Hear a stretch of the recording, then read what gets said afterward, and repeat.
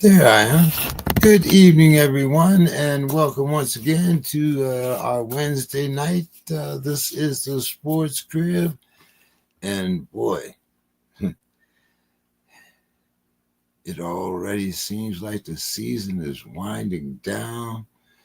Where did these 17 weeks go so quickly?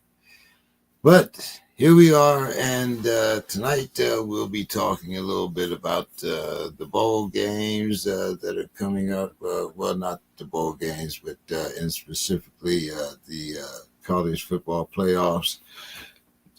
Talk a little bit about that. Talk about, of course, the big upsets this weekend. So let's get right to it. I see Dave is in the queue. Dave, how are you doing this evening? I'm doing all right. I don't see you here. Where are you, Dave? I see you.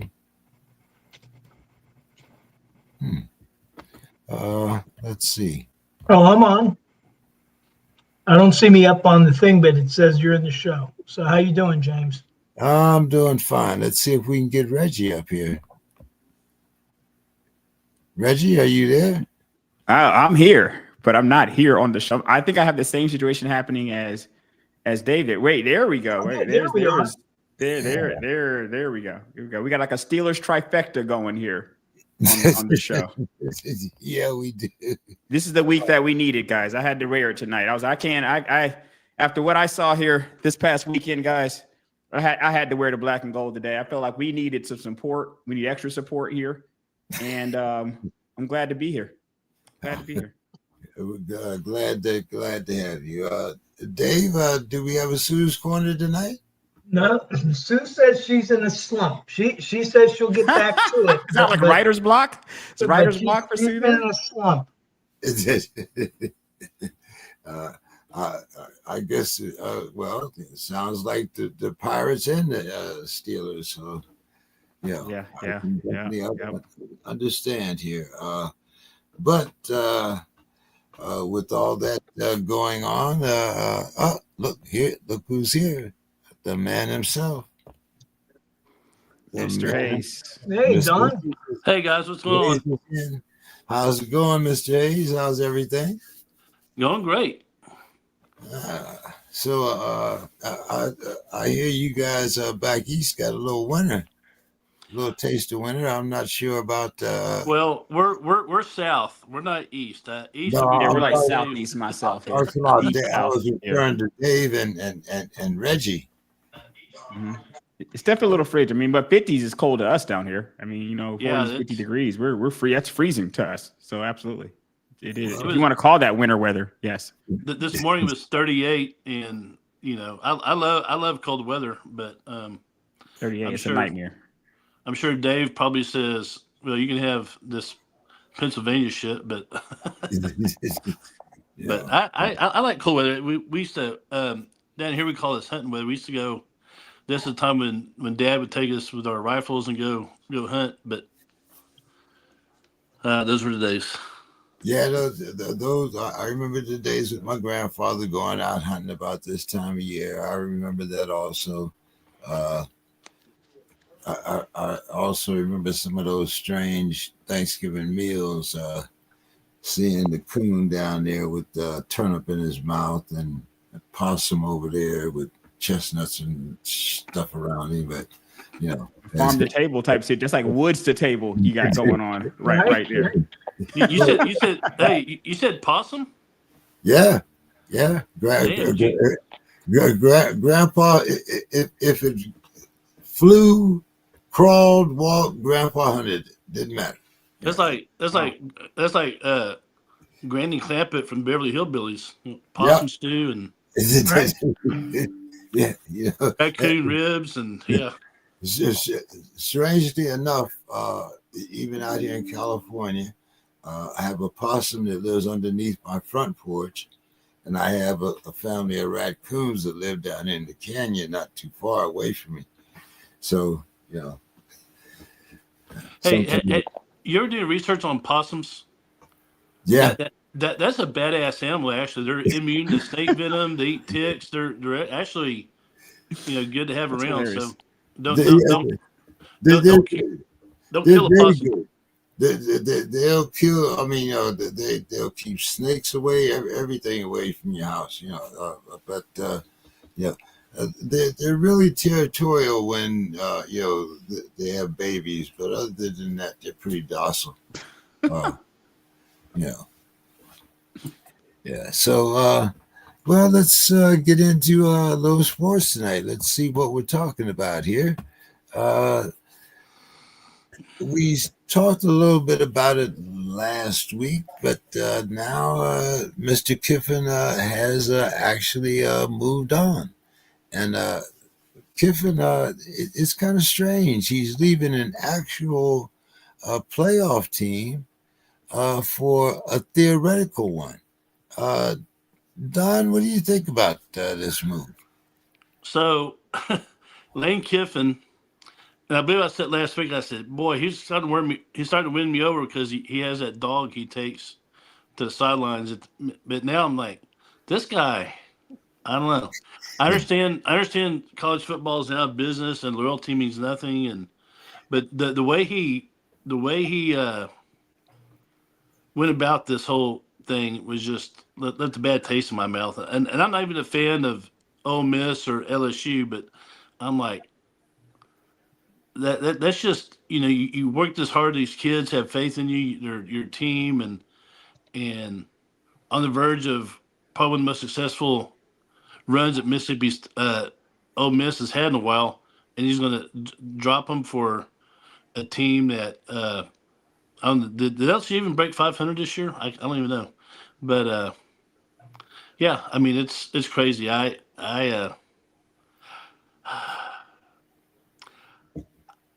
understand that the energy at LSU is more big time. It's more, glitz and everything. But I don't know. I think I prefer the Ole Miss job myself. But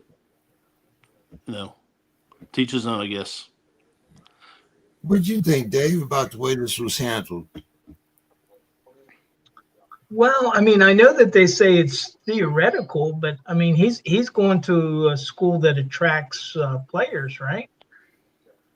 Yeah, yeah. So, the thing is if he can come and get that team back into the college football playoff, that should be a coup for him. And the days of coaches staying with the team for 10, 15 years, I mean,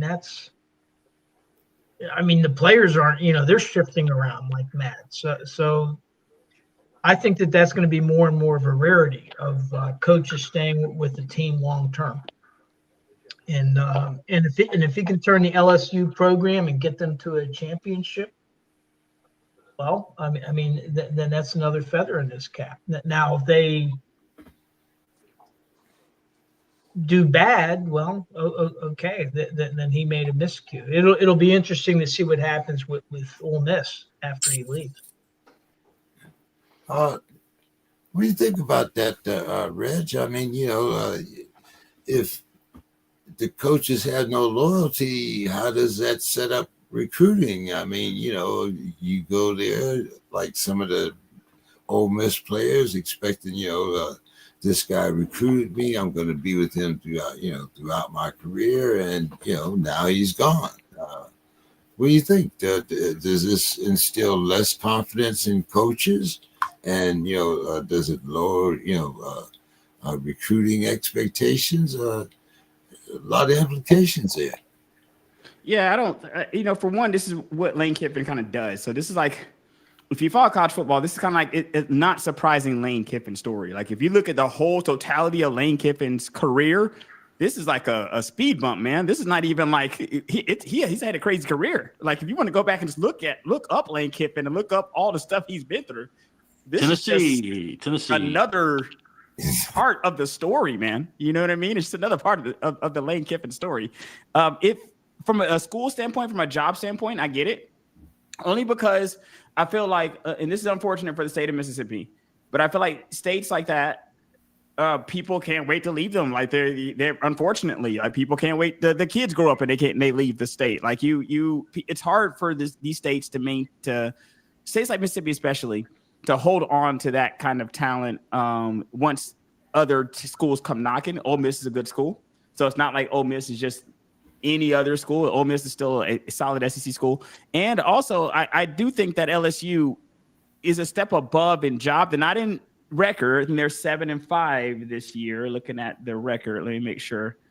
Not talking on my ass here. Yeah, 7-5 for LSU versus 11-1 for Ole Miss, where he was at. But I think at LSU, like Dave said, they get good recruits there. I think the school, if you're looking at just a school going from one school to another school, I do think it's an increase from there. It's definitely not an increase in record, but if it was, he wouldn't be going there because they would never fire their coach. So, of course, they have a worse record now, but I don't necessarily think it's a bad job. I do think, if anything, the criticism he deserves about the timing is appropriate. Like you could have did this after the playoffs. You could have got through this with the kids, got through college football playoffs with the kids, been done with this, and then moved on to. I'm pretty sure LSU, the job would have still been there at that time. So I think that criticism of the timing of when he took the job is appropriate, in my opinion, is fair. But as far as just any shock here, is kind of like if you go look at Lane Kiffin's career, just another day, it's another school for Lane. Just another day, just another school. Don, Tech and A&M, but no Longhorns. What's up? I was at the game. Gracious. My wife and I were at the game Friday. It was rocking. That was so awesome. Put the ass whipping on the Aggies. I loved it. But, Texas, according to ESPN, Texas still has a 2% chance to get in. So let's not say Texas ain't going, but let's not just make it official yet. Okay. Don't pull the plug just yet. But yeah, they're not going. But I'm real proud of Texas Tech. I got a chance to see Tech play this year. They're very good. They're very solid all around. They're probably one of the more underrated teams in the country right now. They have a linebacker named Jacob Rodriguez, who's a certified badass. He's up there with guys like Zach Thomas as far as Texas Tech linebackers, Brad Hastings, those guys. So A&M is in. A&M won 11 games this year, playing one solid team, which would be Notre Dame, and Notre Dame is solid. So it's going to be funny to see what happens when A&M plays a real team like they did against Texas. They might have an early exit from the playoffs. We'll see. But I think Tech might win the first two playoff games. They're solid. They're solid. Okay. But there's speculation that Tech might be playing A&M in the first round. We'll see how it goes. The selection has been made, but I would love to see Tech just beat the shit out of A&M. I'd just that made me so happy. No love lost there for A&M, huh? Yeah. And plus our son's in the band at Tech, so I might be able to go to that game. Nice. Oh, okay. All right. Reg, Bama grabs a spot. Kind of started off a little speed bump there, but Bama. Yeah, man. And we had a nightmare schedule too. We had a killer. We had a hard ass schedule. In the stretch where we went on a stretch where we beat ranked teams. I know it was at least 3 to 4 games in a row. So we were battle tested, and I think this season's career, especially how to start, is a success, I should say. Especially how this season started off. With the pitchforks, Alabama fans were upset, really, to get DeVore out of there, and now things appear to have settled. We have made the playoffs, and I'm pretty happy with how things have gone for the team. So, a little bit of fade on Ty Simpson down the stretch here, but I like the kid a lot, and I'm hoping that he returns to kind of early season form going into the playoffs here. Hey, Reg, I'm sold on Ty Simpson, and he's young, but he's gonna win a lot of games for Alabama. I think so too. Especially coming off of, I was a little depressed coming off of, we came off of Hurts, to Mac Jones even, and then when we went to Milrow, it was a little bit. And I've told you guys many times on this show over the years that I did not trust Milrow when he was playing her. Didn't trust him. And then immediately Simpson comes in, and it's like we're back off to the races here, man. Sometimes you can see it pretty quickly, and I like what I'm seeing from the kid. How you like that championship game, Georgia, Alabama? Nervous because the thing is, I think it's hard to beat a team twice in a year, and we've already beat them once. So typically, if you have a team, let's say that we had lost to Georgia, well, we might not be in the playoffs. Well, let's say we had lost to Georgia earlier in the season. I would like our chances now if we had made it to this game. I would like our chances. This ends up being a glorified home game here for Georgia because it's in Atlanta, and I like our chances, as I would always say, but that's as I would say with all my teams. I like the chances my teams play, but I am nervous. I just think it's hard to beat good teams 2 times in a year. It's difficult. Yeah, surprising enough, even though I had this question here about the only 3 teams from the Big 18 making it, there's a big game this week, Ohio State, Indiana. I think if Indiana wins, I think their quarterback is the shoo-in for the Heisman. Really? Wow. I think so. If Indiana wins, now I'm not. That's not saying that Sand is going to necessarily be the Heisman Trophy winner if Ohio State wins, but I do think the Indiana's quarterback has a leg up if they win. I'm also looking, and I couldn't get Jeffrey tonight, but there's a good chance that we might not see an ACC team in the playoffs. Considering, if you look at what happens with the teams in the ACC, we'll get Jeffrey on next week and see if that happens. Hey, James, Miami will be in? The champion goes in, right? Conference champs guaranteed. But the conference champ in the ACC might have a losing record. Oh, that's terrible. That's terrible, man. Yeah, that's true. But I mean, it's kind of understood that conference champ goes. I think. Is that how it is? If that's how it is, if a conference champion automatically gets him in, then maybe so. Yeah, it has something to do, I think, with the Georgia Tech victory. I mean, was it the Georgia Tech? I think they lost to Pitt, and someone else, whoever's leading the ACC right now. It's a very strange situation because I looked it up and I was like, no ACC team might not get in, and I was saying the same thing you are. I thought that was an automatic bid. It looks like Miami would. I mean, Miami is 12 teams. Is it the top 12? I mean, Miami looks like it will be there. I think it'll be Virginia or Duke, and then Miami's 9-3. Right, but Duke is what 7-5 or something like that. You're 7-5. Yeah. That's so. So Duke is 7-5. I have Virginia at 10-2. Am I looking at the wrong records? Because I have Miami at 10-2. No, but if Duke beats Virginia Tech, I think that's the scenario. If Duke beats Virginia Tech, then because of Duke. Where is Virginia Tech ranked? I don't even see Virginia Tech ranked. Where are they ranked? They're not in there at all. They shouldn't be. Man, goodness gracious, man. What a dumpster fire that would be. Like, if any of those teams get in like that, are you kidding me? Like, does this even matter? I'm just surprised that Miami wouldn't get in. Same, because that's what I thought too. I thought Miami was an SEC team that I felt would get in. Yeah, and that's what happens when Clemson sucks this year. Yeah, it's chaos. It's yeah. And with the Big Ten, I mean, the fourth team that was supposed to be a lock for the CFP was Penn State, and of course, they they Chernobyl. Yeah, Penn State can't fire. They can't find a coach.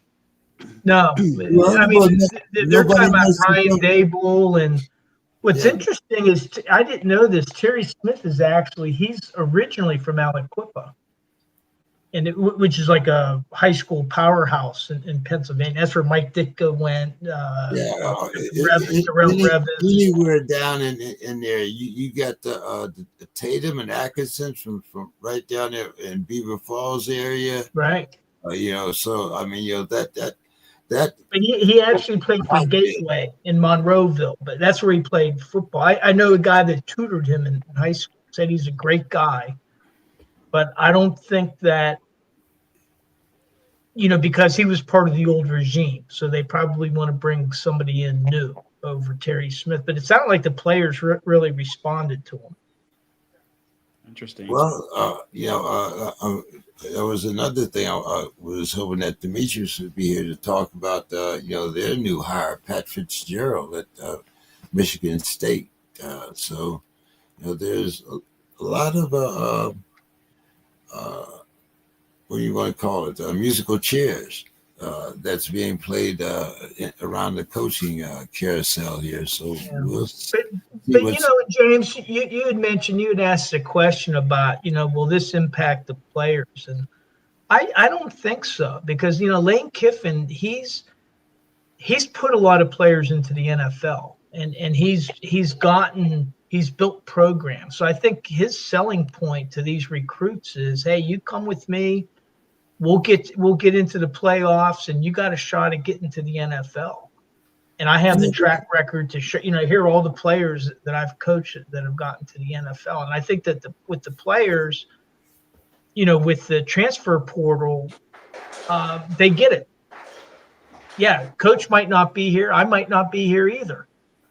Yeah, I was going to piggyback off that, Dave, and say the exact same thing. When NIL changed everything, I think that's one of the things that NIL changed is that whole I'm not really stuck here. So if the coach goes, I can go. Right. Exactly. So it's a whole total different situation. I don't know if it really affects you, especially with the money that these schools are paying. Like if that check is still being cleared, if that check is still being, what you offered me is still on the table, if that coach is not here, a lot of times the kids stay for the money also. So I think that NIL just changed a lot of things, like the way that might be perceived anyway. Yeah, what may happen in the future is you may have like a general manager of a program that maybe he stays with the program and the coach leaves. And maybe that's the guy that keeps players coming around because he's the one that's cutting the checks. Well, I mean, it was like, Kiffin was talking about, I'm turning over the players to their new coach. They're sad to see me go and all that. And the players said, we can give a damn whether you left or not. We already, so I mean, that's hilarious, by the way. It's like I said, with today's climate, and as you guys are talking about the NIL and the portal, that sense of loyalty of having a coach stay with a program for 4 years, even having a player, like you said, player has one bad season with one team. Well, hey, there's 56 other teams I can go to. So I understand what you're saying, and hey, it's going to the NIL. I think it's for the good of the players, and I also think that it also destroys the loyalty factor. It brings the financial factor even more into prominence than we already know it has been. So, like you say, coaches and players stand for the full 4 years. No, I don't think we'll see a lot of that. So we'll see. Guys, week 13. Wow. Turned out to be a week 13 for quite a few teams here. So, first, the fur flies, and then we have feathers that get plucked all during the holidays. The Lions, the Ratbirds, the Chiefs, and the Eagles, they all fall. Don, talk about Jerry's guys win over the Chiefs. The last two games, Dallas has beaten the two teams in the Super Bowl last year. They beat the Eagles and they beat the Chiefs. So maybe I'm going to start picking when we do our picks. I go Cowboys. I hope they don't fuck me over like Buffalo always does, but I'm going to go Cowboys. But yeah, I was impressed. I mean, they're not turning the ball over. They're making they're playing clean football, not getting all those little nitpicky penalties, not giving up the big plays they were giving up earlier in the season. So Dallas, I'm cautiously optimistic. Okay. I guess the glass is half full. Okay. But it's still kind of empty, but yeah. Okay. What'd you guys think about the Eagles? I mean, the Bears beating the Eagles. That's 2 in a row. First the Cowboys, now the Bears. Are the Eagles trending downwards? Are you guys more inclined to say that the Bears are better than what we thought they were this season? Your thoughts here, Reg? What's going on? I had a Bears friend who was pretty down on the Bears. I like the Bears. I like the moves they made over the last couple of years, and I kind of foresaw this. The change I saw happening in the Bears was similar to the change that I saw happen in the Lions when Dan Campbell got there, where they may not have been good originally, but you start to see things that could lead to success if they kind of turn their way. And that's kind of how I looked at the Bears. As soon as they got Caleb Williams there, and then they get Ben Johnson there, they got receivers, they got people in skill positions, they got good defense. These are all recipes for a good team, guys, and they just had to get it together. So some of my Bears friends were in doubt that they would get it together. I would say they was picking them to have a losing record. They just weren't convinced. But I like the Bears personally. I like the direction that they were going with Ben Johnson. I think Caleb Williams is a good quarterback in a team that's been snake bitten by QBs throughout its history. So I like what the Bears are doing, and I think it's more so about how good the Bears are. Who I think, if I'm not mistaken, guys, there's a good chance that the Bears are the number one team in the NFC right now. Like I have to look at this and see. But the fact that we can even remotely say, the fact that I can even think that, even if I'm wrong, that I can think that the Bears are the number one team in the NFC. The Bears at 9-3, I believe, are the NFC leaders. I believe they are the number one.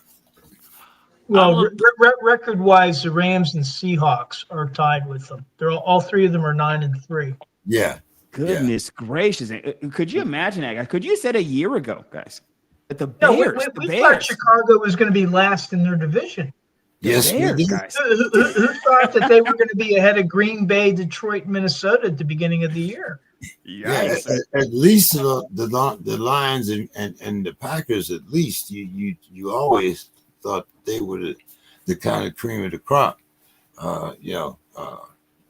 But yeah, I mean, Dave, what's your thought on them Bears? Well, I mean, like Reggie was saying, they're first. The Steelers had a shot. That was actually a pretty close game. The Steelers had a shot at beating them, but the Bears, they won fair and square, and so I think that they've demonstrated over and over again that they're the real deal. Now there's 5 more games. There's still plenty of time for a swoon, but up until now, I think Caleb Williams. He hasn't been turning the ball over, and that's a big deal. And their defense has been playing well. So I think the Bears are good. And like when you look at those 4 games, though, it wasn't like any of those games to me weren't like big upsets. Like the Lions, they lost to Green Bay. Green Bay only has 3 losses. Dallas has been coming on. They're second. They're trying to get into the wild card position. And then even Cincinnati, because even though they had a lousy record, they were 3-8, I think, going into the game against Baltimore. They got Joe Burrow back. And Cincinnati with Joe Burrow is a different team. And Cincinnati actually, they could if they win out, they could actually have a shot at winning the AFC North. Yes, sir. So I mean, to me, I mean, yeah, they were upsets, but it was they had worthy competition with things to play for. Don, I believe you were scoffing at Caleb's black fingernail polish, weren't you? Yeah, it was. Maybe the whole team is wearing it now. Who knows? But that's funny. I'm not going to say that the Bears are the best team in the NFC, but I think they are. You can make the statement that they're playing the best football right now. Can they maintain that? Probably, yeah. But yeah, I'll eat some crow on that. The Bears are playing very good right now, and they're not. They're playing a lot like Dallas. They're not making mistakes. They're playing good defense. The offense scores enough to win. So hats off to them.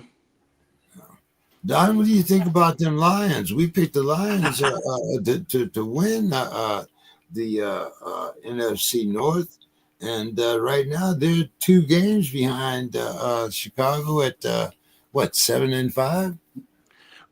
So I really wish Demetrius was here tonight, because I love Demetrius. We've broken bread together. He's been in my house. I should have warned him, but Dan Campbell went to Texas A&M, and Aggies will mess it up. He was a great tight end for him, but take a good look at Detroit. Their general manager made all the right moves as far as player personnel. He had a good locker room. He made some trades. They have draft picks and all that. How do you lose with that team? I don't get it. They bet on the wrong quarterback. Yeah, that's how they lose. You mean with Jared Goff? Or you think Jared Goff's the wrong quarterback? Oh, no. I'm sorry. Wrong team. I needed. Yeah, I was gonna say Jared Goff's pretty good to me, guys. I mean, it's like a bum. I'm thinking. I jumped over to Minnesota. Oh, okay, yeah. Now we can revisit that. We're back into. There is absolute trash at the quarterback position in Minnesota. Yes, absolutely. Okay, yeah. We'll talk about that. But sorry about that. If you gave that roster to half the coaches in the league, Shanahan or anyone, I mean, they're going to win. But Campbell, he's not he's not doing enough to utilize that talent, and that's frustrating because deep down, I kind of want to be a Detroit fan. I mean, I'm not. I don't hate Detroit. Like I said, I love Demetrius. He's a great guy, but they're doing something wrong in Detroit.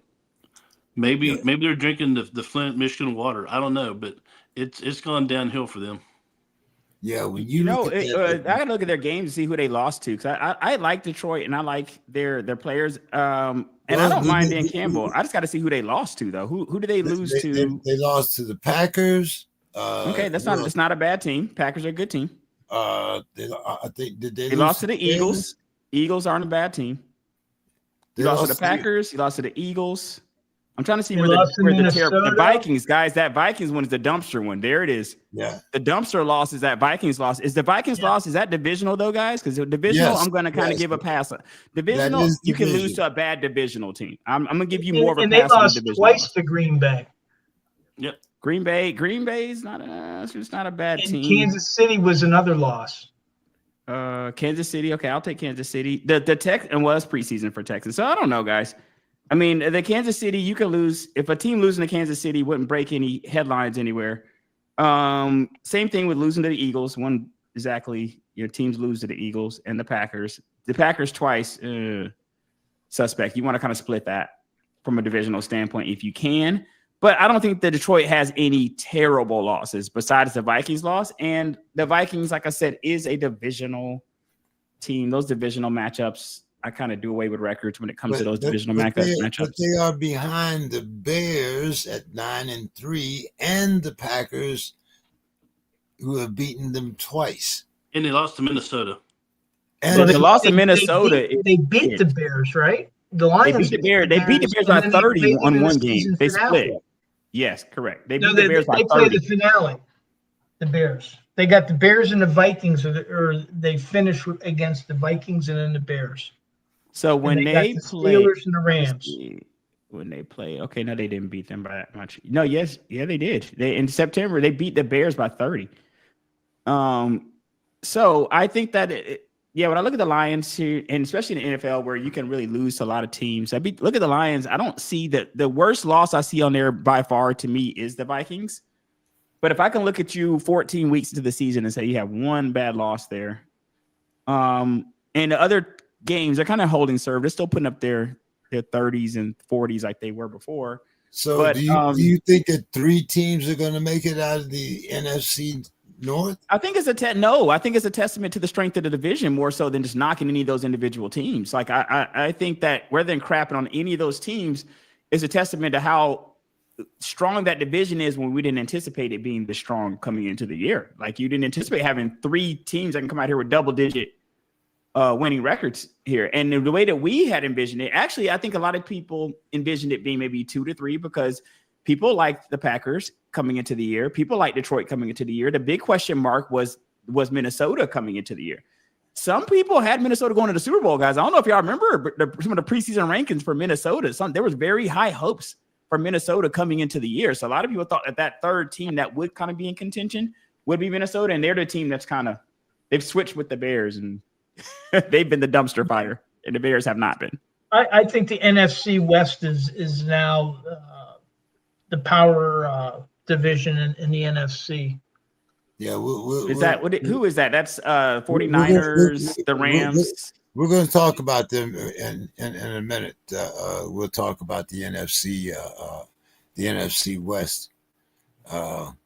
Yeah, it's funny because you have the Panthers that actually beat the Rams, and then you have the Seahawks who got their first shutout in a decade against the Vikings. And then you get the 49ers who beat up Shador and the Clowns 26-8. So you have a 3-way tie in the NFC West with basically, let's see, who's on the outside here. Let's see.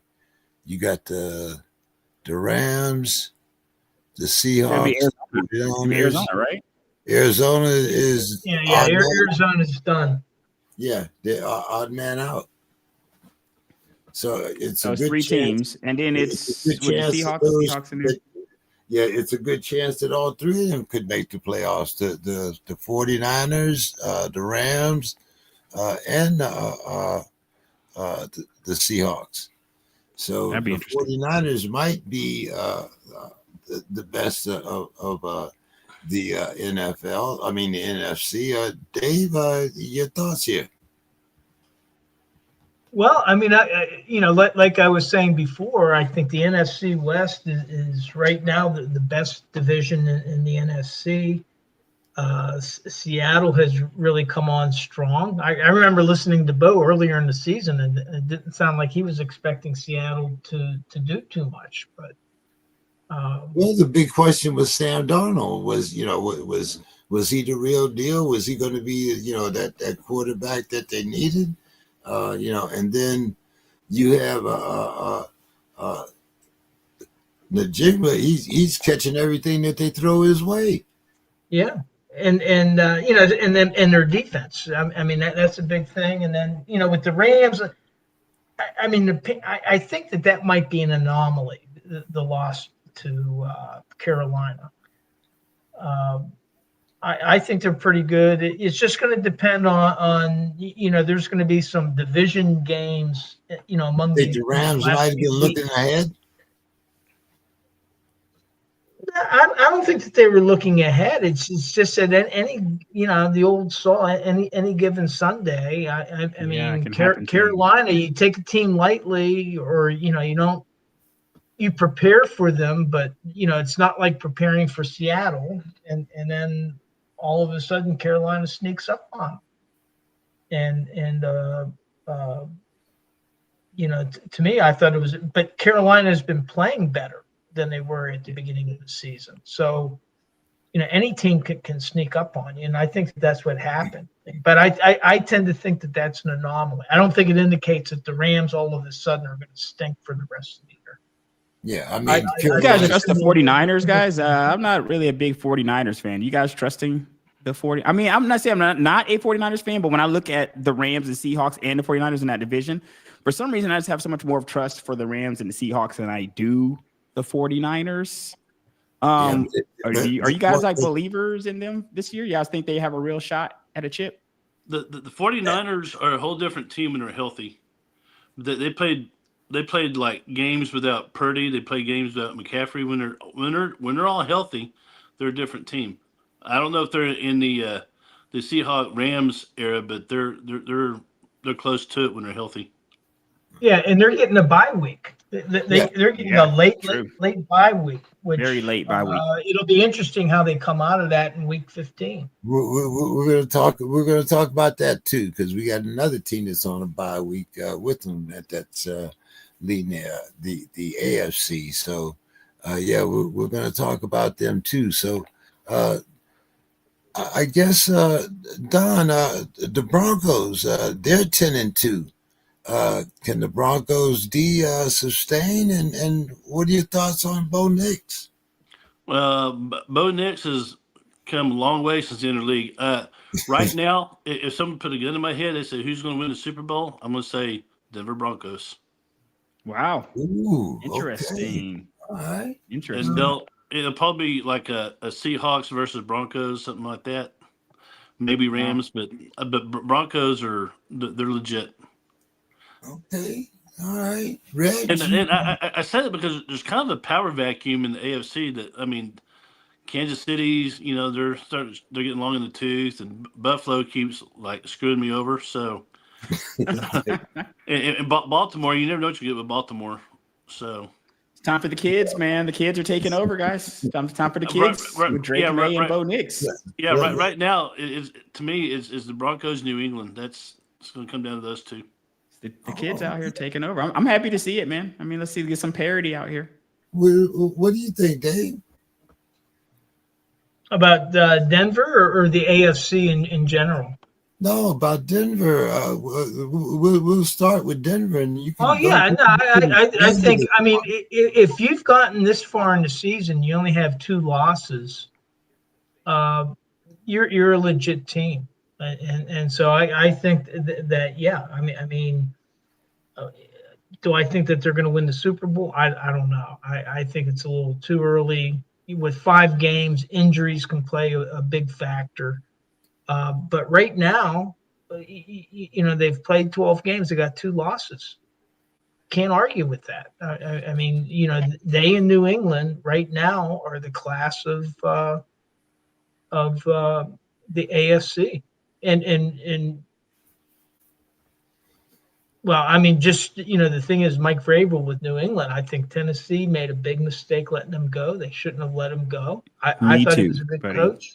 And that's the reason why these teams that pull the trigger on some of the coaches, some of the decisions make sense, but I think Tennessee, they really messed up. So right now, I think the most consistent teams who's been playing consistently well, New England and Denver. And as a result, they only both, the other teams that you mentioned, Baltimore, they've been inconsistent.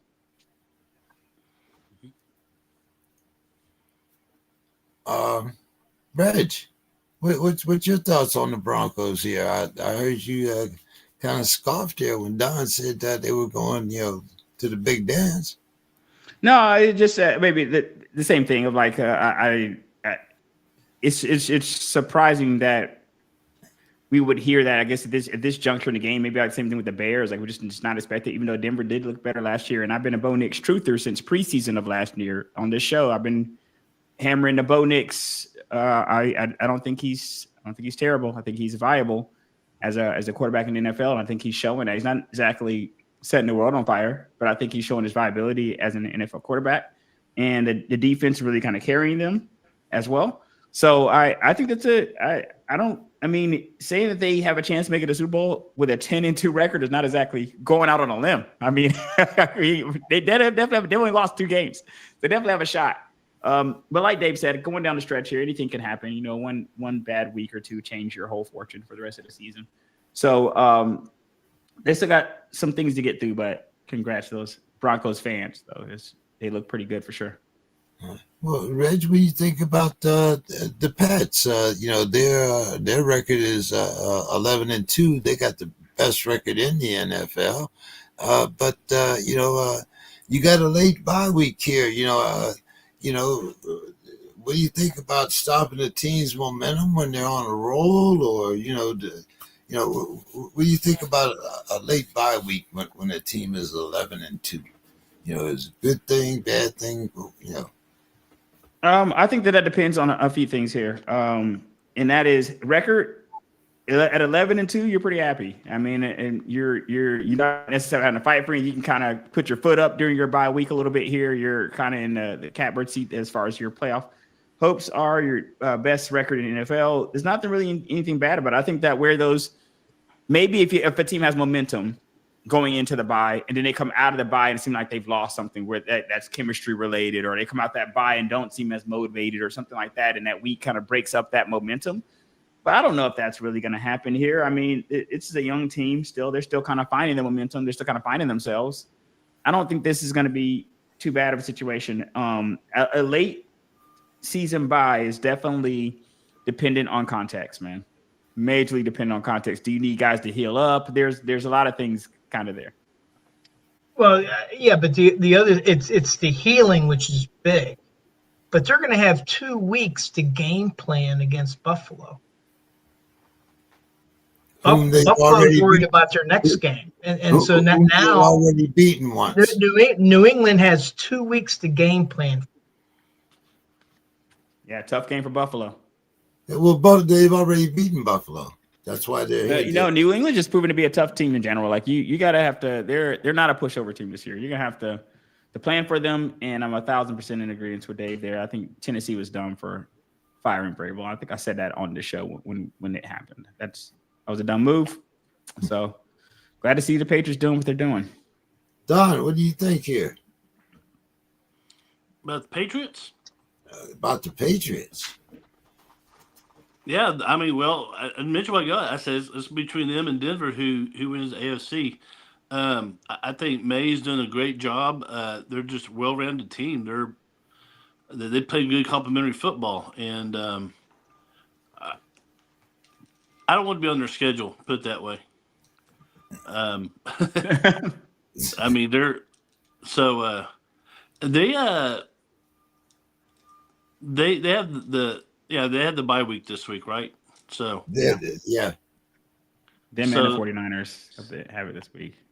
Yeah, and then they're preparing for Buffalo, which is that's like me preparing for a third grade spelling bee. So goodness gracious, no respect for Buffalo at all. All it took was a bad few games that let you down, and they're not even playing in the NFL anymore. To Don, they're not even an NFL team. Yeah, I thought it was a fifth grader. Don went on, took them all the way down to third. You know, wow. Yeah. And then they screwed me again because I picked Pittsburgh to beat them, and well, I don't want to talk about it. I had a bad week in my picks. Yeah, so did we all. But Don, a couple of weeks ago we were talking about Danny Dimes and Jonathan Taylor and the Colts. Now they lost 3 in a row. Yeah, that's. Now the Colts, I just look who they're playing and made my picks there, but I know some people are all in on the Colts. You know, no matter who they play. So the Colts are very similar to Detroit. They should be better than what they are right now. Interesting. I just they're just the AFC version of it, but I think the Colts are better than Detroit. I think the Texans could come from third place and win that division. Yes. Texans are okay. Texans, you watch out for those guys. I mean, That they're defense, guys, too, man. That yeah, defense, they're they're lights out there. they're kind of being overlooked, and they should be overlooked by me because I mean, I live 2 hours away from there, but I need to start paying better attention. Yeah, they're in third place in that division, but I think they could actually overtake it and win it. Yeah, that Yeah. third place is only by a game there. 7-5 for them versus 8-4 for the two teams leading that are ahead of them. So they go on a run here down the stretch. That's not hard to envision. Yeah, and they have definitely been on the roll. That defense has played lights out the last 2 weeks. But speaking of defense, Dave, we got to talk here.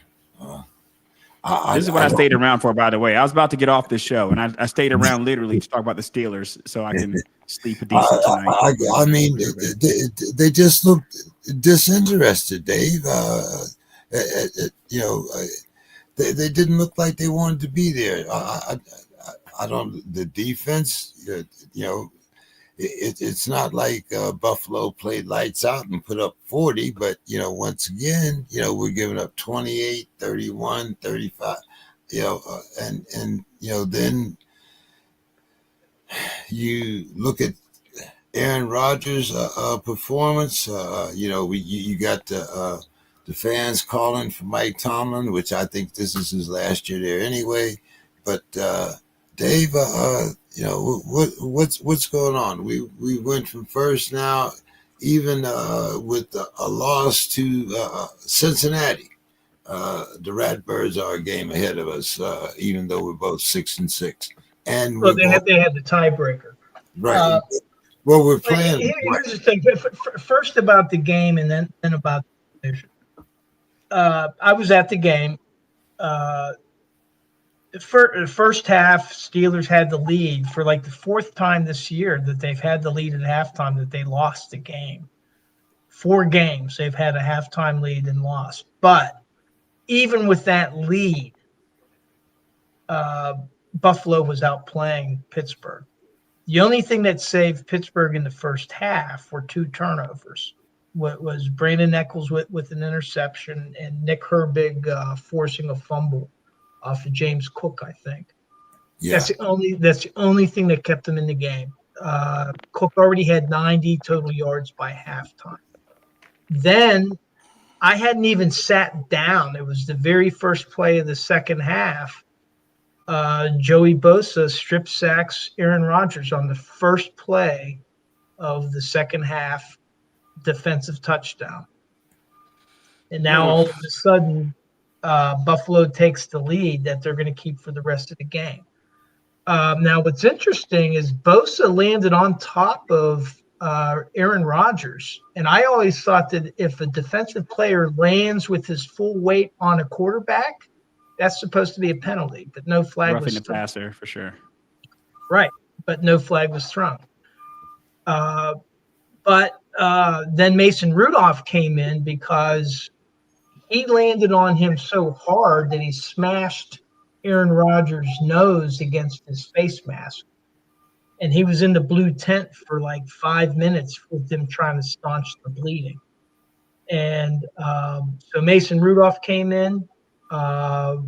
His second pass, he somehow overthrows Darnell Washington, who's like 6'7", 320 some odd pounds, and they intercept it, and they score off of that. And what Buffalo did is they ran the same play over and over and over again. I think that Steelers Depot, they chart all the games, and they had this one running play. They ran 26 times, the same play. And Pittsburgh kept on trying to adjust. They kept on trying different packages, and they simply could not stop it. I don't agree that they weren't interested. I mean, they had 3 penalties against them for unsportsmanlike conduct, and that including one against Cam Hayward, and that shows how emotional they were about the game. Buffalo just punished them. And I think that what really inspired Buffalo was toward the end of the first half. Josh Allen was running to the sideline. He started to slide. Patrick Queen and another player hit him. A flag wasn't thrown because it was kind of Josh Allen tense. He doesn't take his slides right away. Well, the very next play, Buffalo knocked Patrick Queen out of the game. He was laid out flat, and he was knocked out of the game. I think that they actually targeted him to take him out to protect. Oh, you think so? So, and that's in Pittsburgh. And now Cam Hayward, he's a crybaby. He's crying about, oh, Josh Allen kicked me in the stomach. And there's film of him punching the Chargers quarterback in the stomach and him saying there was a misunderstanding. Well, if you can punch a quarterback in the stomach and then pawn it off as a misunderstanding, then don't cry about being kicked in the stomach by some quarterback. Show it on the field. I thought it was a horrible look. Now, the atmospherics of the game, starting with that second half, I mean, they just weren't in the game. You have 2 turnovers, 14 points you give up in the first 2 minutes of the second half.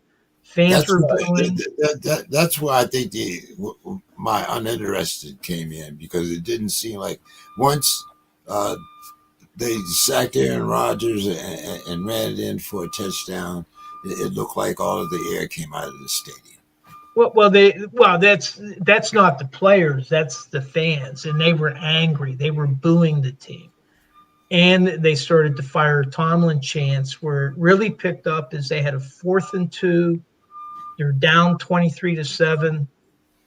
Really kind of out of the game, but they're right 4th and goal, right at the 2-yard line. They run this stupid play with Kenneth Gainwell running across the backfield. And he's a little guy. It doesn't make any sense from 2 yards out. And they stop him for a 2-yard loss. And then that's when the boos and the fire of Tomlin started with 10 minutes to play. And that was with 10 minutes to play. Now, I've never witnessed this at a Steelers game. There's over 10 minutes to play. Steelers fans en masse are leaving the stadium with over 10 minutes to play. And they're booing. In Pittsburgh, the stadium staff, they chose that to play Renegade. They shouldn't have played Renegade at all, because people were booing it, and it was the most – I think the reason that they played Renegade was to quiet the boos, because you had to have heard them on TV. You had to have heard it on TV. Oh, no doubt. No doubt. Very, very loud. And there was a lot of Buffalo fans here. Now, here's the thing: so the Steelers lost more than a game. They lost their fan base. Monday night when they play Miami, unless they pummel Baltimore, there are going to be signs to fire Mike Tomlin. Guaranteed. There's going to be fire Mike Tomlin signs on Monday Night Football. Here's the thing: Pittsburgh could lose to Baltimore this coming Sunday in Baltimore and still have a shot at winning the division. All they have to do, if they can beat Cleveland, which is a tough order, and if they can beat Miami and then beat Baltimore in the last game of the season, and if Baltimore loses to one of their last games, guess what? Guess who the NFC or AFC North champion is? It's the Steelers. Even if they lose to Baltimore the 7th. And the thing is for me, what's frustrating is the fans have already quit on the team. To me, that's like being in a game and you quit in the middle of the game before the result is determined. And the fans have already quit on the team. And the players know it, the coach knows it, and the owner knows it. And I just find it kind of ironic that here you got a team with a shot at the playoffs, and the fans are basically they're going to be booing them Monday night, guaranteed, unless they blow out Baltimore. So And here's the interesting thing is Cincinnati wins out, they could be the AFC champions with the 9-8 record because they still have to play Baltimore again. Yeah. So it's going to be interesting. I think that the chances of the Steelers, I had predicted that they were going to be 8-9. I predicted a losing season at the beginning of the year. I think that that's probably the most probable case because they have to play Detroit, and Detroit needs that.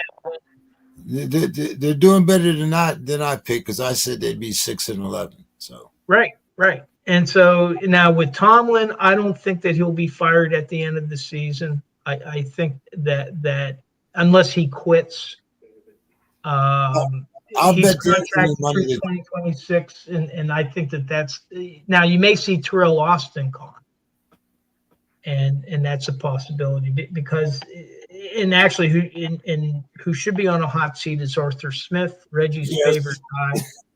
Because they've done everything that they got rid of George Pickens because of Arthur Smith, because George Pickens didn't fit into an Arthur Smith offense. They got Jonnu Smith because he fits in an Arthur. Right. He was a Pro Bowl player for Arthur Smith. And he got Arthur Smith all the players that he wanted, tight end heavy. That you got the big guy that you talked about that missed the pass. Darnell Washington, and guess what? The offense just has done nothing.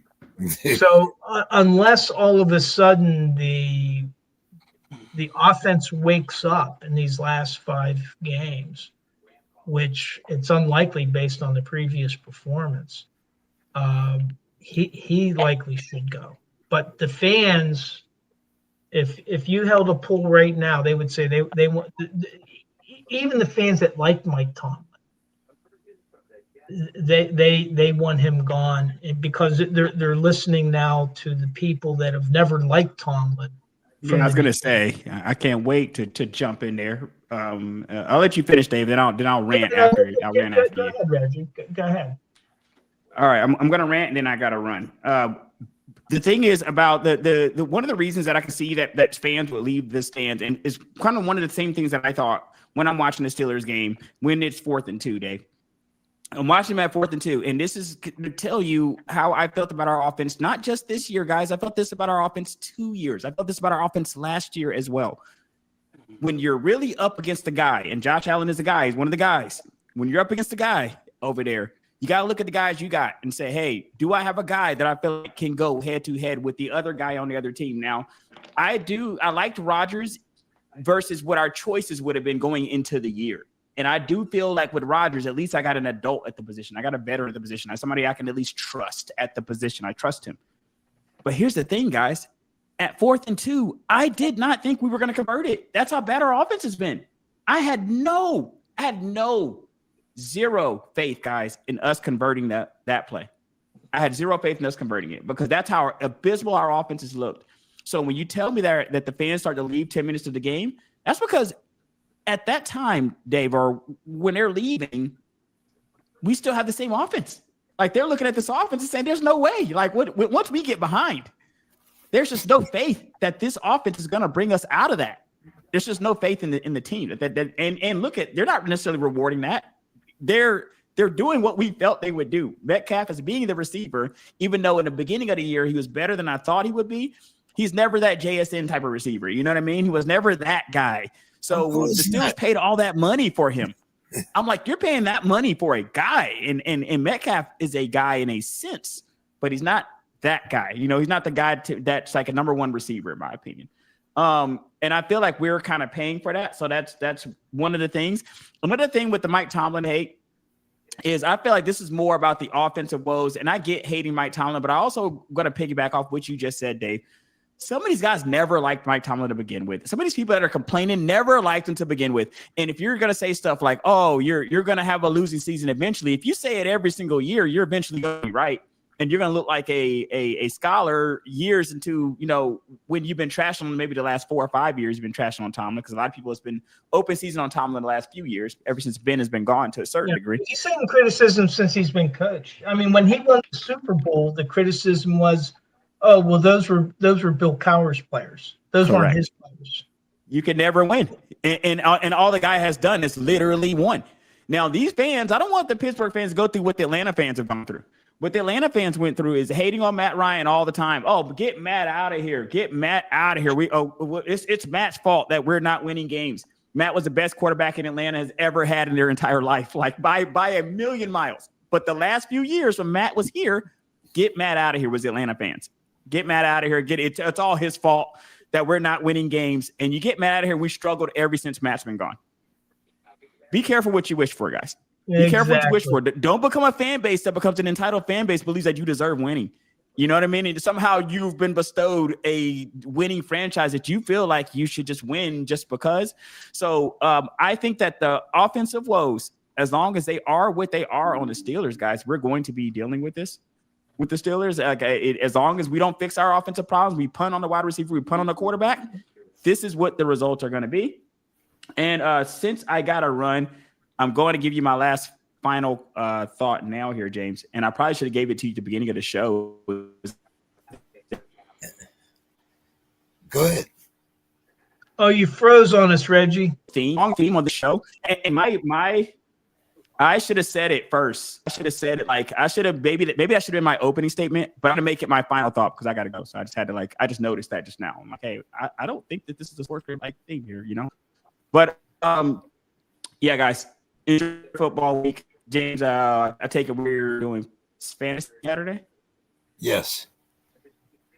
I believe Fantasy Saturday. Chris will be back. He'll be back this week or next week. All right. That was your final thought? All right, guys. Well, here's hoping that we can get a win. That was it. My final thought was just fixing the we the people thing. I see it up here and I'm like, hey, that's not the SPORTSKRIB. It's not what I'm used to seeing. And that was my final thought. But really, Dave, you can really say my final thought is everything I said about the Steelers. I'm gonna continue, guys, to rant about the Steelers because I cannot believe this. I can't believe this is happening here. So I'm gonna rant about the Steelers every single week, guys. Probably until the end of this season. Enjoy the rest of your night, guys. Enjoy the rest of the show. I will see you next week, guys. You can get your picks in if you want, Reg. I have to run down them though. If I'm gonna I gotta run down them as quick as I can. And I'm just gonna start with kind of how you have them here, James, and just run down them real quick. Okay. Okay, so we got Cowboys, Lions, 54.5 over under. What was that? +3 on the Cowboys.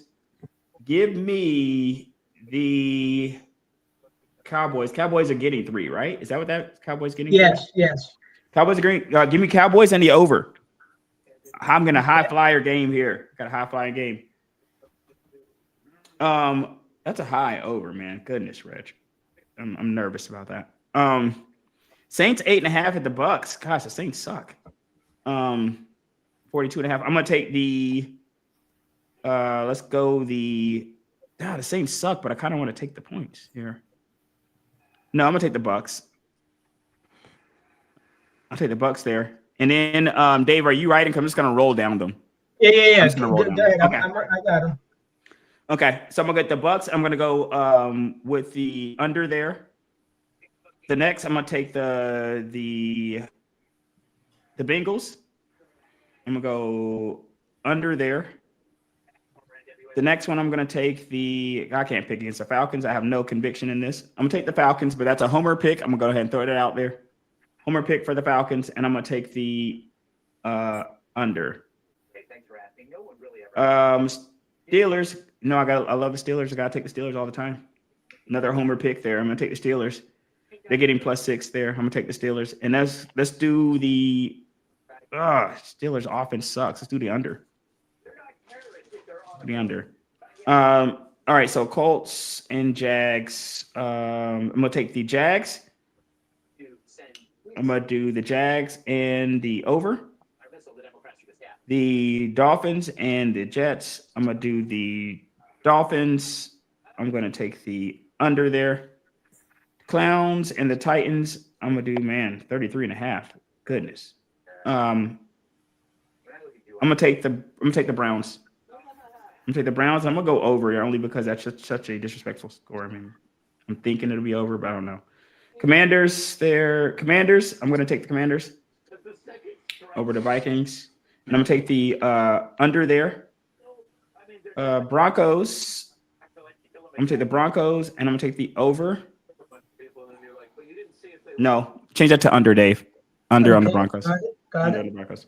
Packers, Bears. I'm going to take the Bears. Bears get a 6.5. I'll take the Bears. Take the Bears, and let's go with the under there on the 44.5.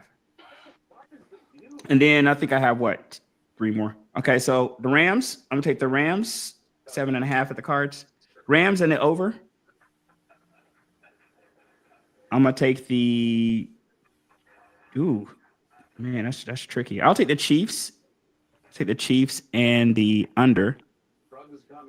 And then I'm gonna take the Eagles and the over. All right, guys. Yeah. All right, guys. See you next time. Yeah. See you Saturday, Reg. See you Saturday. Reg. All right. Have a good one. So, Dave, I got to ask you, what did you think? I mean, I look at Slay. We cut Slay, but then you pick up another has-been. I don't understand why we keep picking up players with expectations of yesteryear.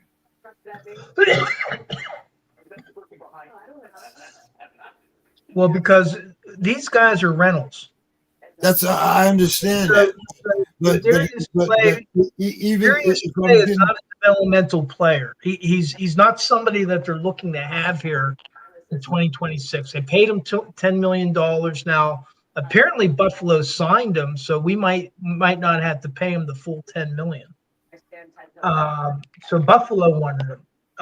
Now with Adam Thielen, I mean, he's barely played this year. He has like 70 receiving yards. He's 35 years old. He's a 5-game rental. That's all he is. And whether he, how much he plays, I don't know. But that's what they did is they invested on all these defensive backs, hoping to get a season out of them to keep up with Jamar Chase and T. Higgins and Other than Duggar and Ramsey, it just didn't work out. Thornhill's gone now. Slay is gone. It just hasn't worked. Yeah, that's But good evening, Mr. Scott. How are you doing this weekend? I thought you'd definitely be here with your cheesehead hat on tonight. No, I've just been dealing with this password BS. It's one of those kind of things where I've got to.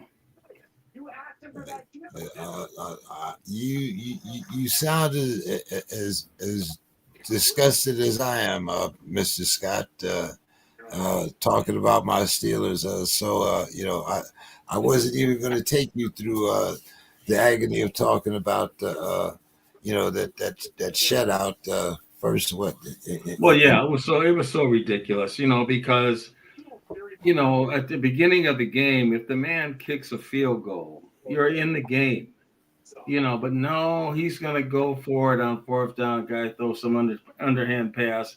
Guy goes 85 yards, and the team is like totally deflated. They stuck the pin in it, stuck the pin in the balloon, and that was basically it. The defense fought, and that quarterback should never have been in there. Why would you throw a guy in there? And the bad thing about it is Sam Darnold became Sam Darnold again in that game. They almost ran him out of the stadium. He became Sam Darnold. The real Slim Shady showed up. But they couldn't do anything because they couldn't score any points. And this guy shouldn't have been in there. This is a guy that should sit 2 or 3 years before he learns anything about starting a game. And that I hold the coach accountable for that. and the brain trust, not having anybody back there to be ready to play a game every Sunday. They have somebody ready. So that was that was very sad. It's almost going back to, I don't know if you remember back in the day, we had a guy, Les Steckel. He was considered one of the worst Vikings coaches ever. And I think that,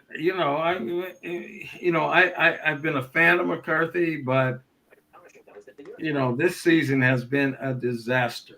And so I don't know what to say about it.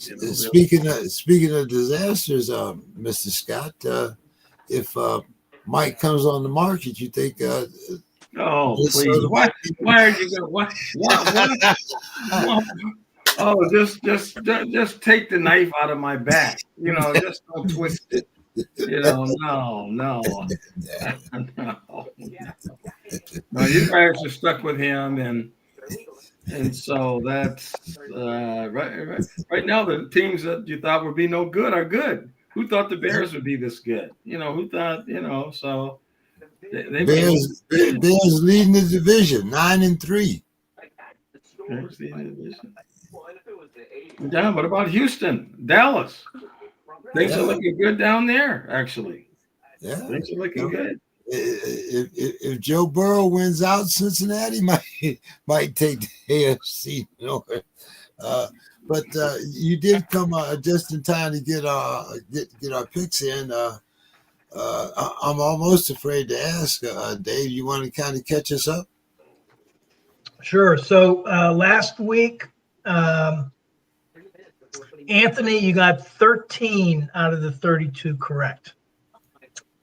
Don and myself got 15. Demetrius had 16, as well as Bill, and James had 17. So for the season, Bill remains in first, but there's a two-way tie between Don and James at 50.8%. I think the tiebreaker will be whoever answers more of the picks.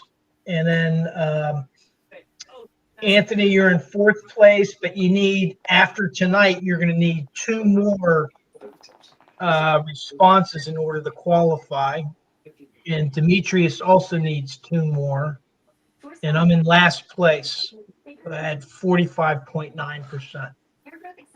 Wow, you had made a rally there for a couple of weeks, Dave. What happened? I guess went back to normal. All right, guys. Well, let's get these picks down here. So, what are we starting with? Tomorrow night, I believe here we have the first game. Don, we're going to start with you because we got Jerry's guys, and they're getting 3. They're playing at the Lions, and the over-under is 54.5. I'm going to go the Cowboys and the under. Okay, and we have the first game Sunday. We have the Saints. They're getting 8.5, and they're playing against the Bucks, and the over/under is 42.5. I'm going to go Tampa Bay and the under. Okay, I'm gonna go the Lions and the over, and I'm gonna go the Bucks and the under. Dave. I've been taking Detroit in the over all season long. I've been getting killed on that. Not on the overs, but on Detroit. So I'm going to take Dallas in the over this time. Okay. You're going to do a Don on us, huh? Okay. And the Saints and the Bucks? I'm going to take the Saints to cover, and I'll take the under. Because I don't know if Mayfield, if he's fully healthy yet. All righty. Mr. Scott, the Cowboys against the Lions. Cowboys getting 3. Over-under is 54.5. Boy, I'm going to take the Cowboys. I mean, I had been so down on that Pickett. Oh, I just couldn't stand him. He couldn't catch when he was with Pittsburgh. He was dropping so many passes. I said, this guy's no good. But now with Dallas, he seems to be rejuvenated. Dak is playing good. So I'm going to take Dallas. I mean, I think when they lost that guy I think this team has turned a corner. I really do. I think Dallas. So I'm going to take Dallas and I'm going to take it over, even though it's a lot of points. I think both teams can score. Okay. We got the Saints and the Bucks. Saints Well, getting I'll eight. take the Bucks. I'll take the Bucks in the over. Okay. We have the Bungles, Cincinnati. Joe Burrow's back. They're getting 5.5. They're playing the Bills, and the over-under is 52.5, Mr. Scott. I'm going to take the points with the Bungles, and I'm going to take it over. I'm going to do all the things that my better half says don't do. I'm going to go against myself to see if I can beat, All right, so we got the Seahawks, and they are giving the Falcons 7, and the over-under is 44.5. I'll take the Falcons and the points, and I'll take the under. All right, Don?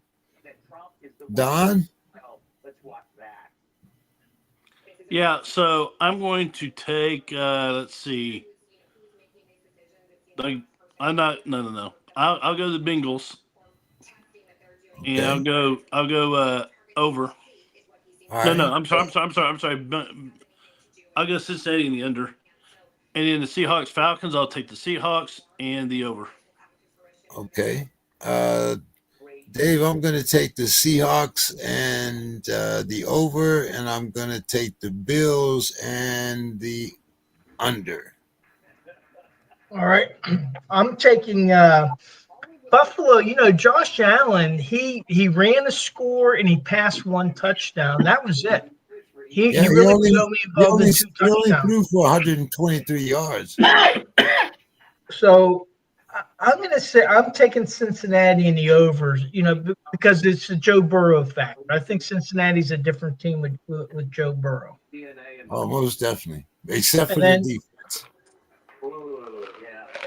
Well, we'll see. I mean, they're going to have to. I don't think Buffalo's defense is that good. I mean, no. Pittsburgh's offense just stinks. And then they, but I'm going to take in the other game. I'm going to take Seattle in the under. I think Seattle's pretty good. Okay, so we have the Steelers getting 6. No, excuse me. Yeah, getting 6. No hook, just 6. And they're playing at the Ratbirds. Dave, and the over-under is 42.5. Yeah. Baltimore has had 3 extra days to prepare and to heal, and they've been focused on this game. Pittsburgh has this big distraction with all the fans calling for firing Tomlin. And I think Pittsburgh might lose. I'm just hoping that they keep it close. So I'm going to take Pittsburgh in the points and the under.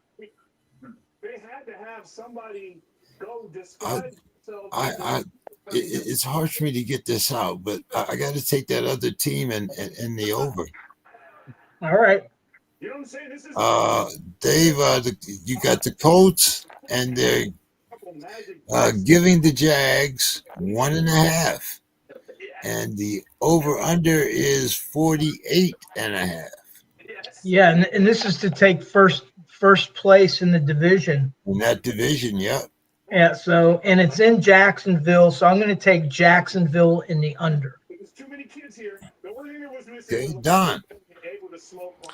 I hate to do this, y'all, but I gotta go Baltimore and the under, and then I'm going to take Jacksonville in the over.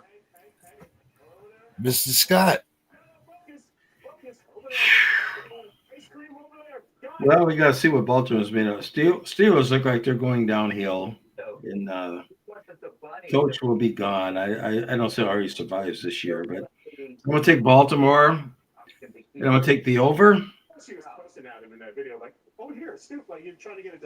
And boy, the Jags have been so hot. Yeah, I'm going to take the Jaguars and the under. Okay. I gave you both of mine, didn't I, Dave? No, you still need to give the Indiana Jacksonville. You took Uh, Baltimore in the over. I'm gonna take Jacksonville and the under. We all took Jacksonville. Oh, okay. Don was the only one that took Dallas in the last week in the Kansas City Dallas game. Yeah, I know. Yeah, Don, they are. Hey, Everybody took the Kansas City in the under, and he took Dallas in the over, and he nailed it. Well, the guru. Let's see. Did we get to Don? The Colts? Yeah. I took the Jags. Okay. So we start with Mr. Scott, right? Yeah, I already did mine, didn't I? Yeah. Yeah. Okay. So, Mr. Scott, the Titans are getting 3.5, and they're playing the Clowns in Cleveland, and the over-under is 33.5.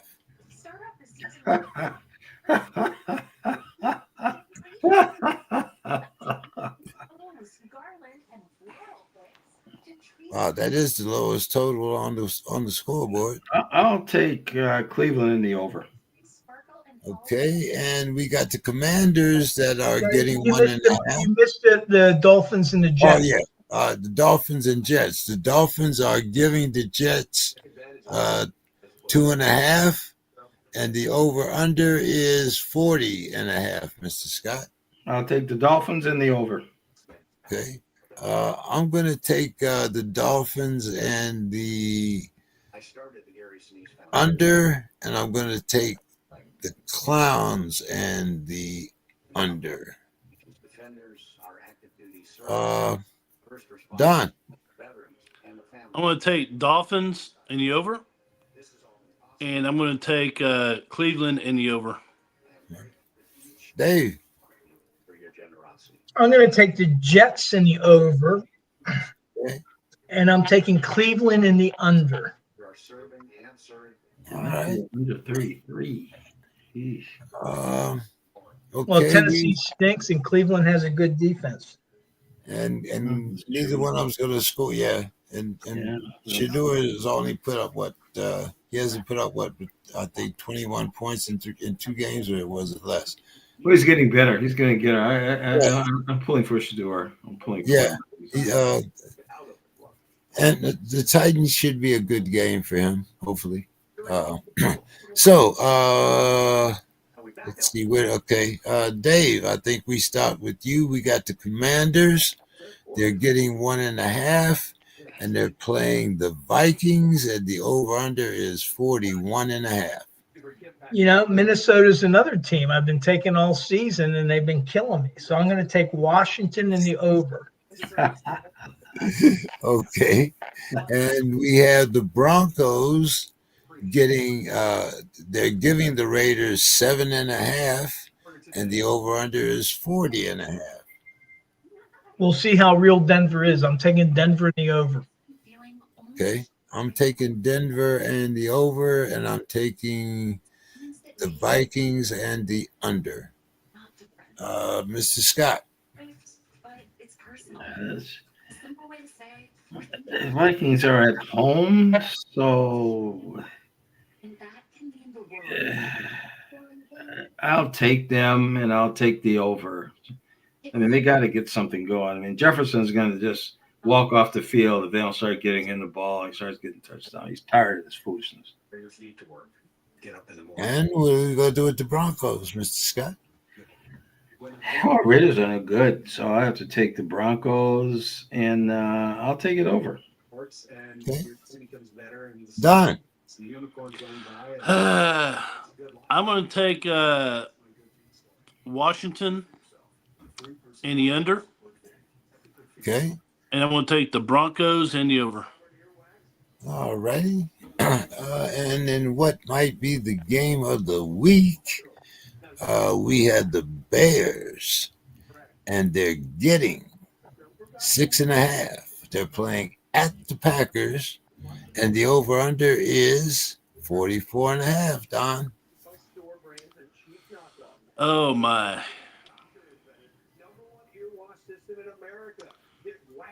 So between Chicago and Green Bay, doesn't matter where they play. It's going to be cold as hell. Not quite. Let's go. I go the Pack and the over. Okay, and we we had the Rams giving 7.5 to the Cardinals, and the over/under is 48.5. Don.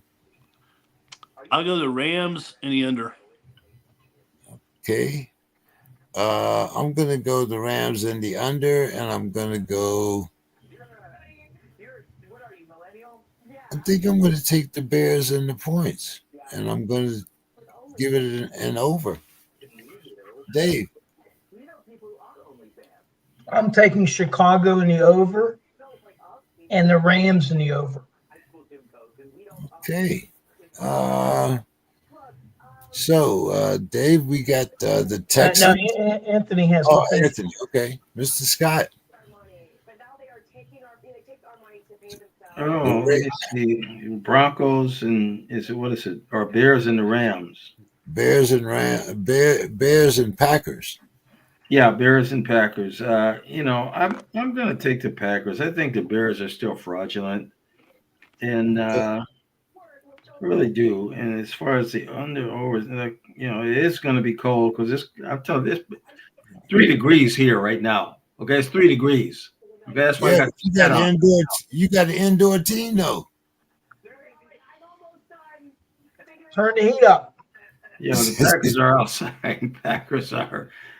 So, I'm taking the Packers and the under. Okay.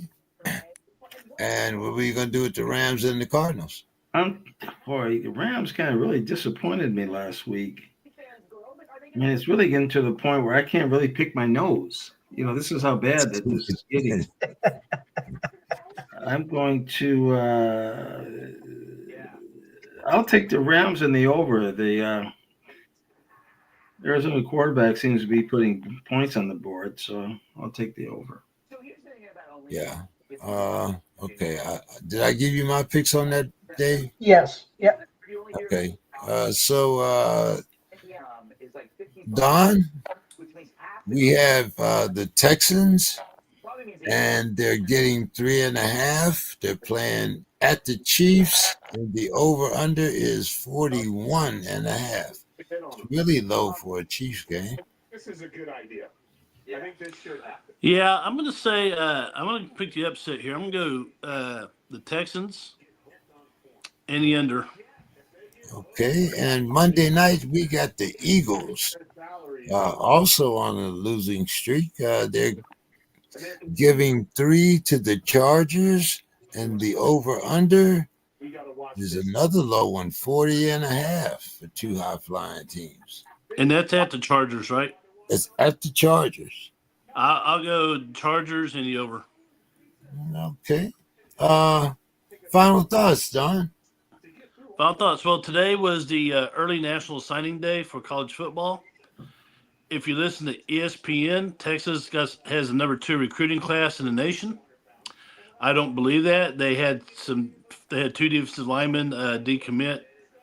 Looks like there'll be probably about 5 or 6 overall, but still good. I mean, he got the y'all remember Raja Bell in the NBA? Yeah. Point guard. Yeah. Well, Texas got his son, who's the 5-star quarterback out of Florida, and he's supposed to be a combination of Pat Mahomes and Arch Manning. So we'll see.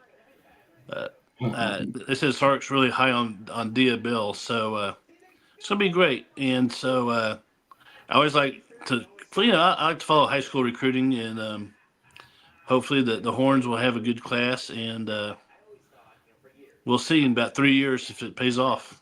That's my final thought. All right, Dave. All right.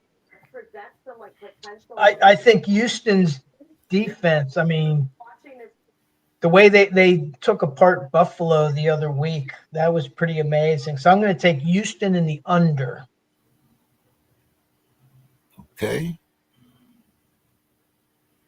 And then in the Monday night game, I'll take the Chargers in the over. All right. I'm going to take the Chiefs and the over. Yeah, I'm going to, as a matter of fact, I'm going to take the Chiefs and the under, and I'm going to take the Eagles and the under also. Dave, did you give us your final thoughts? No. I'll just add on to what I was saying when I was talking about the Steelers.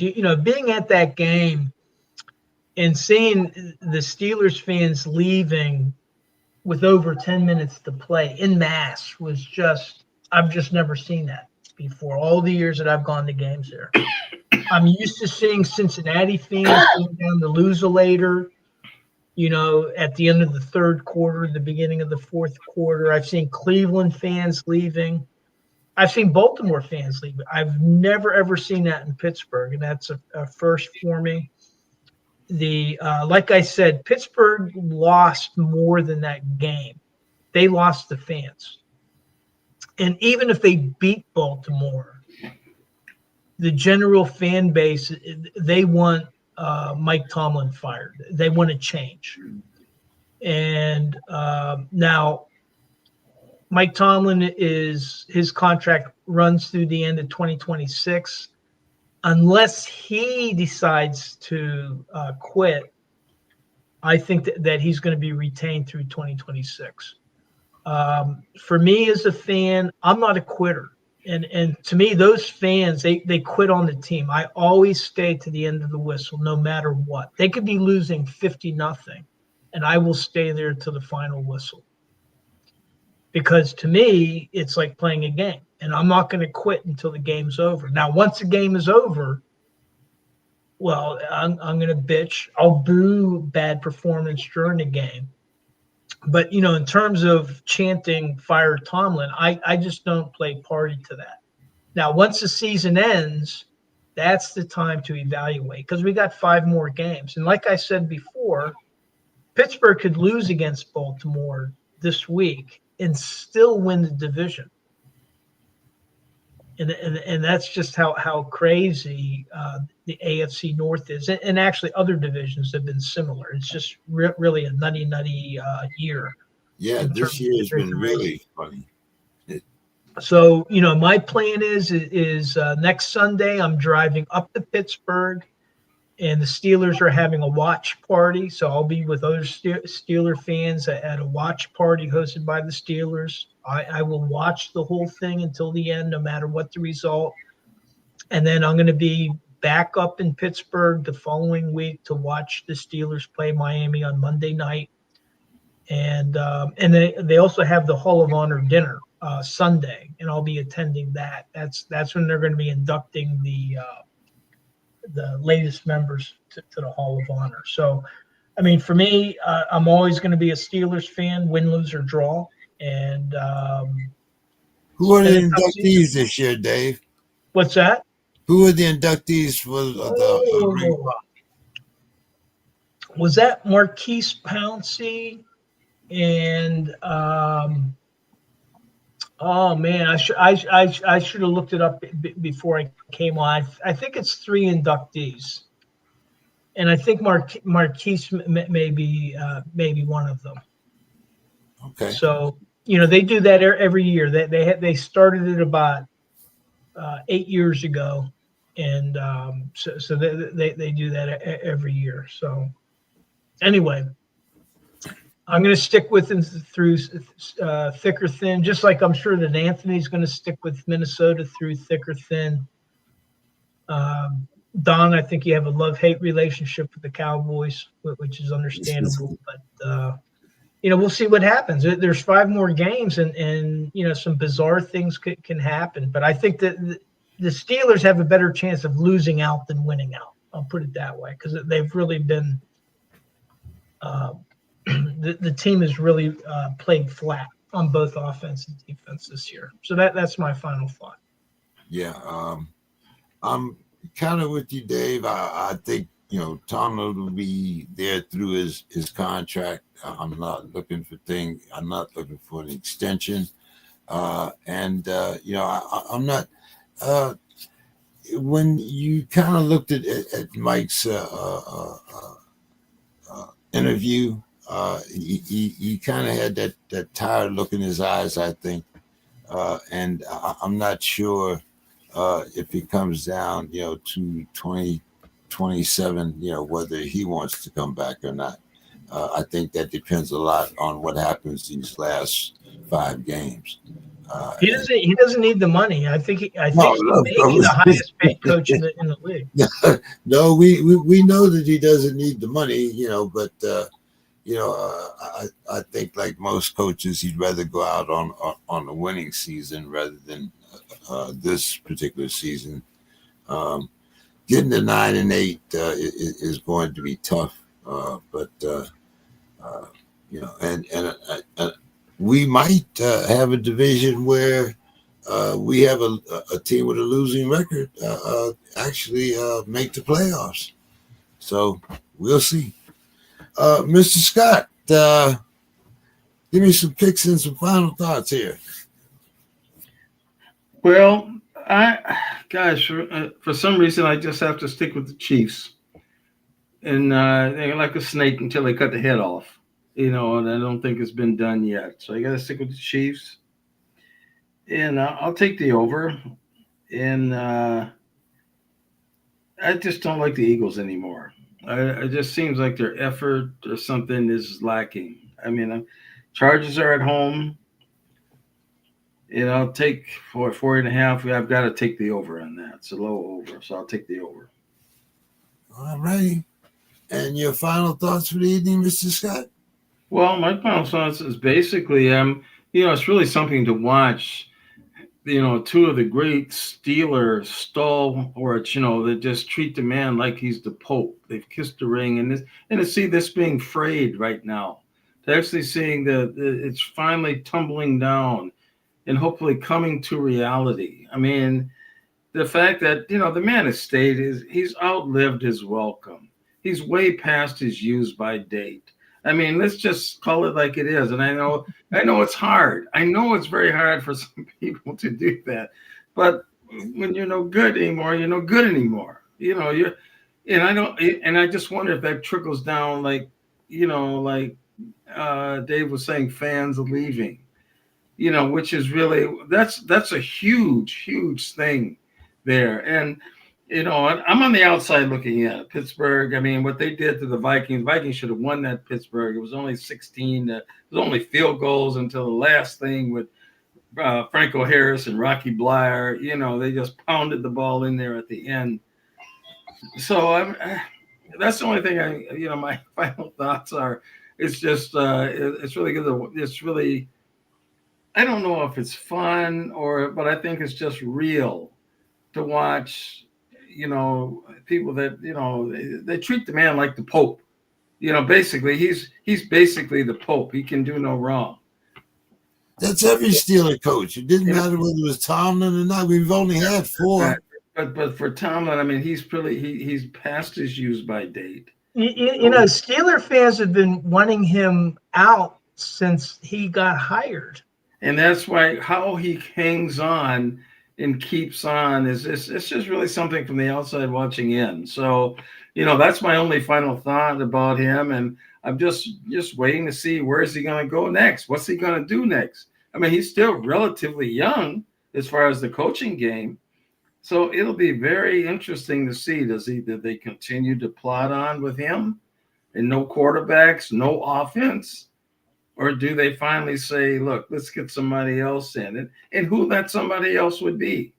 That's my final thought. But I got to ask you this, and I want to ask everybody in the panelists, if your team does not have the proper personnel, can you blame that on the coach or the general manager?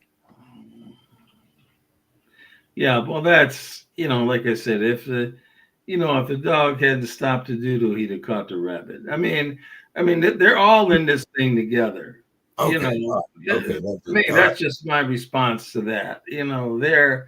They're all in this thing together, and a lot of times they get rid of both of them. Sometimes that's what I'm hoping what could happen with the Vikings. Actually, Yeah. I Well, do like McConnell. I do like him, but what a disaster this has been when he can't get a quarterback. I just and they can't have a better plan for everything around them is good. Everything around they've got free agents that they pay big money for, big money to, but the draft choices are no good and their decision making is no good. Well, you had two. One's in Seattle. The other one is in Indianapolis. Exactly, and they let both of them go. They really could have just, if they wanted a JJ, they actually could have drafted Shador. yeah. Why not? They've got down to the point where they're playing an undrafted guy that played at New Hampshire for 4 years, and he comes to the Gophers and plays for 1 year, and he's your starting quarterback. If he was really good, I would put this guy on the bench for 2 or 3 years. I'd keep him on it and let him learn how to play football. Let him grow into it. See if he's going to be good. He might be better than Duck Hodges was. Yeah, yeah. Don, what do you think about that current situation? But I know that Omar has already signed an extension, right, Dave? Yeah, I'm not sure. Because he's been with the team since 2000. Omar's been there for a very long time, and they have very low turnover among general managers. So I don't. Well, I think right now he's safe. Yeah, we have very little turnover on managers. That's one thing that the Steelers are noted for is for having that consistent base, along with the consistent fan base, which we seem to be losing. But what do you think, Dave? Do you think in 27 we'll make a clean sweep, or do you think that we'll retain anyone other than Omar Khan? Well, objectively, if it were any other team, this would be the time to fire Mike Tomlin. And the reason for it is if you're going to make a change, you want to make a change before you go into the 2026 draft. But this isn't any other team. This is the Pittsburgh Steelers. And the way the Pittsburgh Steelers are is and this started out with Dan Rooney. They've been very strong in honoring the contracts of their coaching staffs. And it would be highly unusual for them to fire. They haven't done it since the 1960s, where they've let a coach go before his contract, head coach go before his contract was over. So I anticipate that he'll be back. I think that Terrell Austin should be gone after this. His contract is up. He'll be gone. And then maybe Arthur Smith, depending on the way these last 5 games play out, maybe he hangs on to his job for 1 more year. But then if the offense flounders again next year, then he'll be out. And maybe at that time Mike Tomlin with him. They just won't renew his contract. Okay. As Mr. Scott calls you, Don, the only sane man on the panel, why don't you give us your final thoughts here on what do you think the Steelers should do or will do, or what do you think of the situation in general? Well, as a wise man once said, all good things must come to an end, right? And I think we're seeing the twilight of Tomlin. And I love Tomlin. I love Coach Tomlin. He's shown a lot, but sometimes you just need to reset and maybe look at other opportunities. But I hope he stays. I hope Pittsburgh wins out. But it's gonna be a tough ride. You got a 41-year-old quarterback who's always hurt, and you got backup who has never really been embraced by the fan base, and I mean, it's just you have a great defense, but We used to. defense only carries so far. But I don't know. My final thoughts on that. Like I said, I love Tomlin, but I think the curtains are starting to drop. Yeah, yeah. I want to see how much money Minnesota's going to offer him in twins, but we'll see. Well, have a great night, guys. As usual, nice talking to everybody. I hope everybody. Well, it doesn't look like anybody's cheeks are sunk in, so I'm assuming everybody had a great holiday.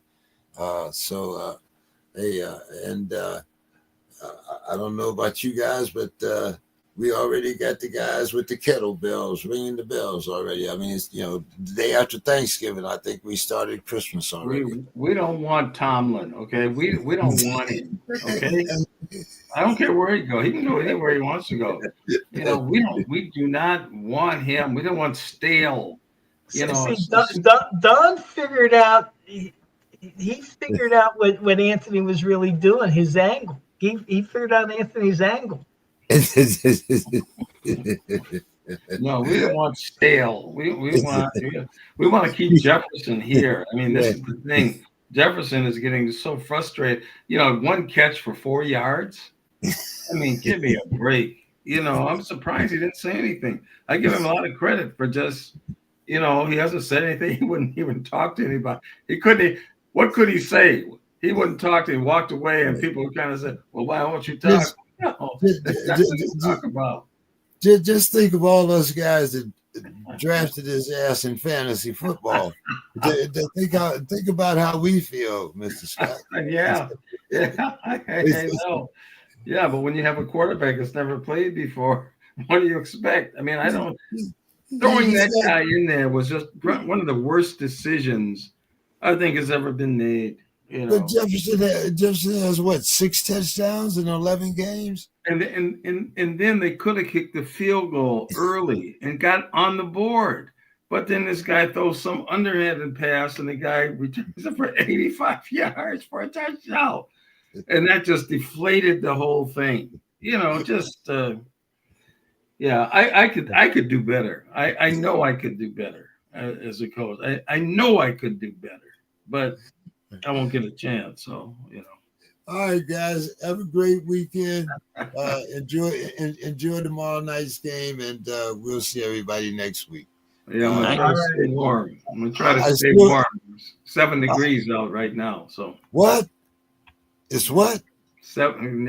I'm not gonna say it again. So. Take care, James.